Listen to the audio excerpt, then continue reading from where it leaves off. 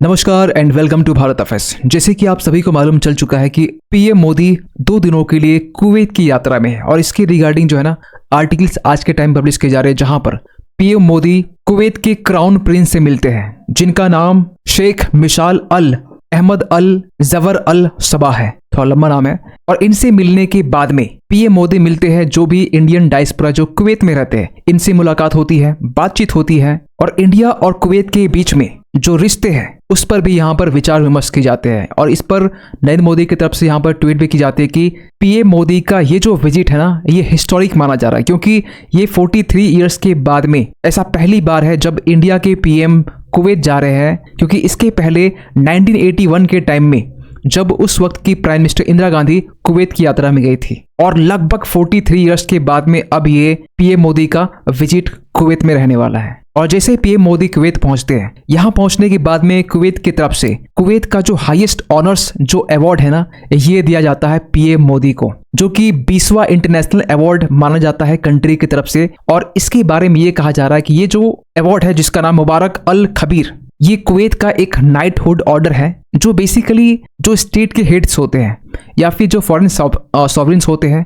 या फिर जो फॉरेन रॉयल्स फैमिलीज के मेंबर्स होते हैं, इनको यहाँ पर दी जाती है। और ऐसा नहीं कि यहाँ पर पीएम मोदी को यहाँ पहली बार दिया गया है, इसके पहले भी आपने नोटिस किया होगा कि सेम जो ऑर्डर है, सेम जो अवार्ड है, यहाँ पर यूएस के प्रेसिडेंट बिल क्लिंटन को भी दिया गया था, प्रिंस चार्ल्स और जॉर्ज बुश को भी यहाँ पर अब तक दिया गया है, और ये फाइनली 2024 में पीएम मोदी को दिया गया है। इवन कि इसके पहले भी आपने नोटिस किया होगा कि पीएम मोदी को गियाना जब विजिट किए थे ना, उस वक्त भी हाईएस्ट नेशनल अवार्ड से नवाजा गया था पीएम मोदी को, जो कि द ऑर्डर ऑफ एक्सीलेंस का एक दर्जा था गियाना की तरफ से। और तब से हम बात कर रहे हैं कुवैत को लेकर, तो जो बेसिकली इसकी जो लोकेशन है ये आपको पर्शियन गल्फ में देखने को मिल जाएगा। जो पर्शियन गल्फ का ये जो पूरा इलाका है, यहाँ आपको जस्ट कॉर्नर में आपको देखने मिलेगा कुवैत, जिसकी कैपिटल है कुवैत सिटी, जहां पर करीब 4.4 मिलियन की पॉपुलेशन है। लेकिन सबसे बड़ा सवाल निकल के आता है कि इंडिया और कुवैत के बीच में अचानक यहाँ पर पीएम मोदी की विजिट होती है। कुवैत एक छोटा सा एक देश वेस्ट एशिया का इतना इंपॉर्टेंट कैसे हो गया?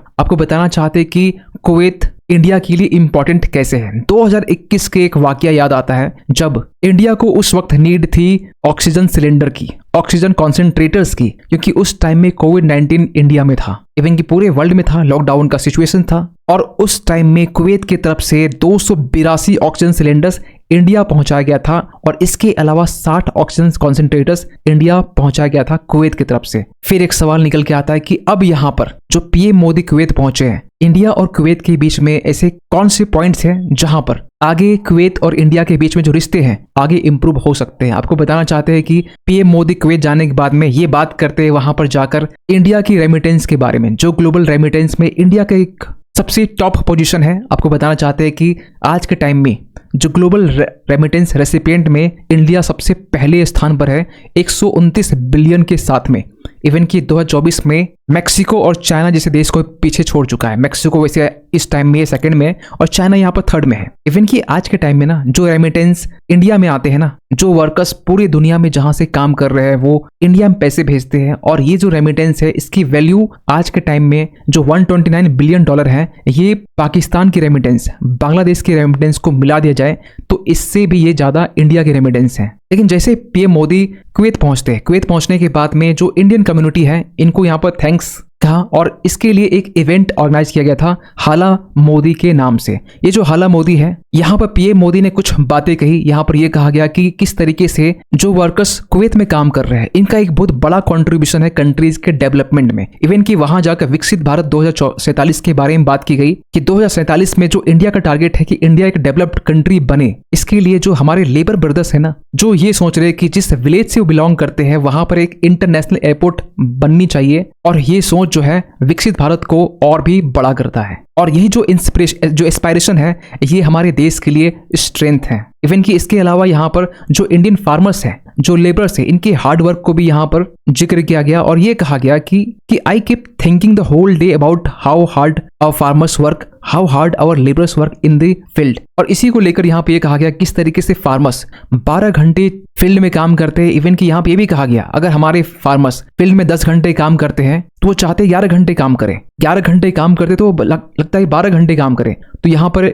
इनकी तरफ से ये कहा गया पीएम मोदी की तरफ से कि अगर वो 12 घंटे काम करे तो यहाँ पर I should also work for 12 hours. वैसे रियलिटी में देखा जाए ना, पीएम मोदी 12 घंटे ज्यादा ये एक्टिव रहते हैं पूरे 24 घंटे में। इवन कि इंडिया के बारे में यहाँ पीएम मोदी ने ये भी कहा कि India has a potential to become skill capital of world. India आगे आने वाले टाइम में एक स्किल कैपिटल ही बन सकता है पूरे वर्ल्ड के लिए। लेकिन इंडिया और कुवैत के जो रिश्ते हैं ना, जो नॉर्मल रिश्ते हैं, अब यहाँ पे ये कहा जा रहा है इसमें एक ट्रांसफॉर्मेशन आने वाला है और इंडिया और कुवैत दोनों के बीच में एक स्ट्रेटेजिक पार्टनरशिप हमें देखने को मिल सकता है। इसके रिगार्डिंग भी आर्टिकल्स आप देख पाएंगे जहां पर ये लिखा हुआ है कि India Kuwait poised to transform relationship into strategic partnership. क्योंकि अब तक इंडिया और कुवैत के बीच में जो नॉर्मल तरीके से जो ट्रेड होते थे, बायलैटरल ट्रेड जो होते थे, इसमें कुवैत कुछ मात्रा में ऑयल इंडिया को इंपोर्ट एक्सपोर्ट करता, वहीं इंडिया की तरफ से जो पल्स है, जो सिल्क है, वो हम कुवैत को देते। लेकिन अब इससे बढ़कर यहाँ पे ये कहा जा रहा है कि अब ये चीजें स्ट्रेटेजिक पार्टनरशिप में कन्वर्ट होने वाली है। इवन कि पीएम मोदी की तरफ से भी कहा गया कि किस तरीके से जो मेड इन इंडिया के जो प्रोडक्ट्स हैं वो गल्फ नेशन में देखे जाते हैं, चाहे वो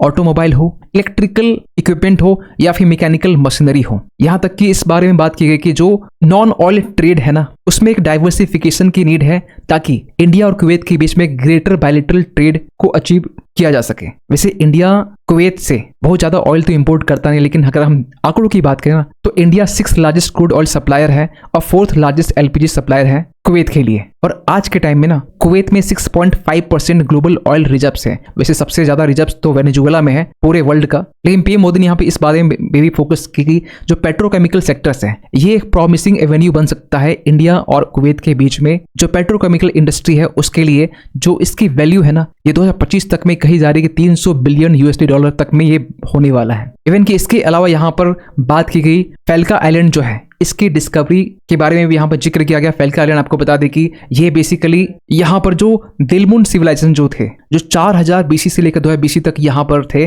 और ये बेसिकली लिंक करते हैं इंडिया के एंसेंट जो सिविलाइजेशंस है उसको कहीं ना कहीं लिंक किया जाता है खासकर दिलमुन सिविलाइजेशन से। इवन कि ये भी कहा जाता है कि इसकी अपनी एक स्ट्रेटेजिक वैल्यू है उस टाइम से जब सुमेरियन सिटी जो स्टेट था उर्का जो मेसोपोटामिया में है, वही सेम स्ट्रेटेजिक वैल्यू वो आज के टाइम में भी है। इवन कि ये भी कहा गया कि जो इंडियन रूपी है ना, जिसे भारत में कहते हैं लीगल टेंडर, मतलब कि जो इंडियन रूपीज है ना उससे लोग एक्सेप्ट भी करेंगे, लोग उसे कमोडिटीज को परचेज करने के लिए, सेल करने के लिए इसका यूज करते हैं।